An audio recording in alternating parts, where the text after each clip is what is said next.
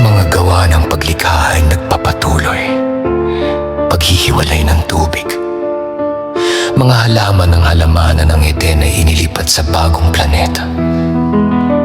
Ang mga dakilang tanglaw, mga nilalang sa dagat, mga nilalang na lumilipad, mga nilalang sa lupa. Paglikha kay Adan, ang unang tao. Si Adan ay nagpatira pa sa may paggalang na pagsamba.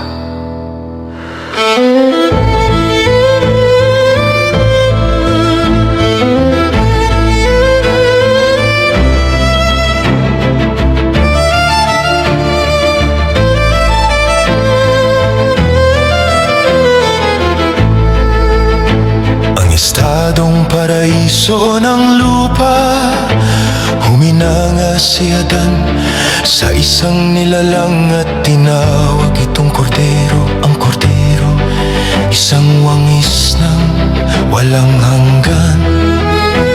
Ang pangako ng isang kasama, ang malalim na pagtulog ni Adan. Si Eva ay nilikha para kay Adan, isang maharlikang balabal at isang korona na ipinagkaloob sa tao bilang karangalan na walang hanggan. Ipinakita ni na Adan at Eva ang pagsuko sa pamamagitan ng paglalagay ng kanilang korona sa paanan ng manlilikha. Nakatiwala, makatwirang setro at hukom ng sangnilikha.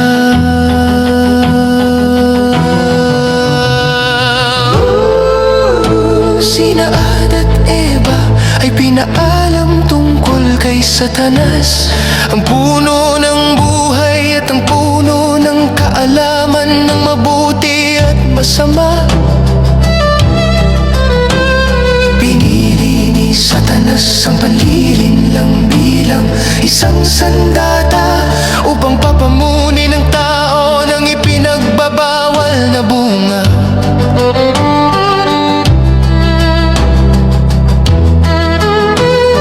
Nang ang kadiliman ay napagtagumpahan sa ikatlong araw, ipinagpatuloy ng manlilikha ang kanyang gawa at inilabas ang napakalaking mga kontinente na nasa ilalim pa rin ng tubig. Itinaas niya ang kanyang mga kamay at iniutos. Magtipo ng tubig sa ilalim ng langit, sa isang dako, at lumitaw ang tuyang lupa.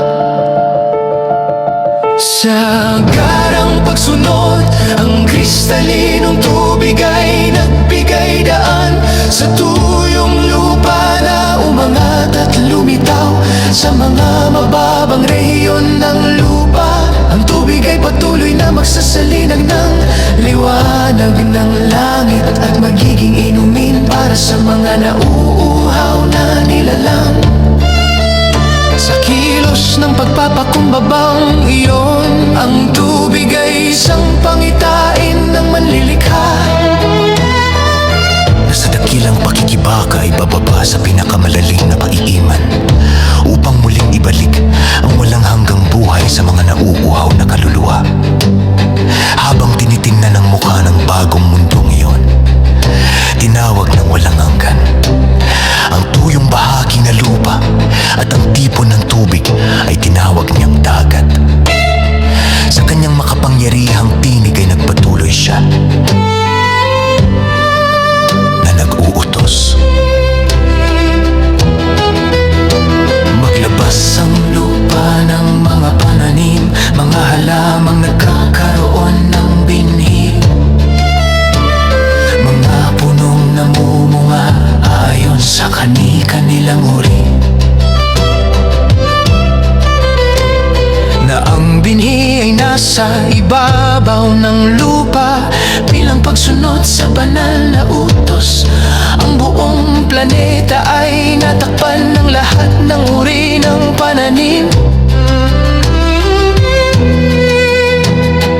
Magagandang parang na namumulaklak, mga berdeng bukid na nilalakaran ng mga ilog at mga kagubatan kagubatan kung saan ang mga puno ay namumunga ng masasarap na prutas. Ang lupa ay parang isang kayamanan kung saan ang manlilikha. Sa pamagitan ng kapangyarihan ng kanyang salita ay nagpinta ng mga larawan ng di may paliwanag na kagandahan. Habang may paghanga ay pinagmamasdan ng mga hukbo ang mga kagandahan ng sanglikhang iyon. Nagulat silang nakilala sa bagong planeta ang halamanan ng Eden, ang lugar ng banal na trono sa kapangyarihan ng kanyang salita.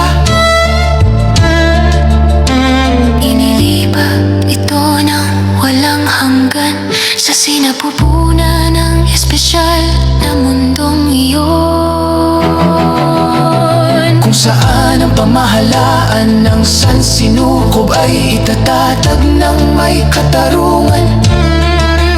Nang panahon ng tagsibol, ang simoy ng hangin ay marahang pumipiglas sa mga berdeng kagubatan at mga namumulaklak na parang at pumuno sa himpapawid ng isang mahinhing halimuyak at kasariwaan.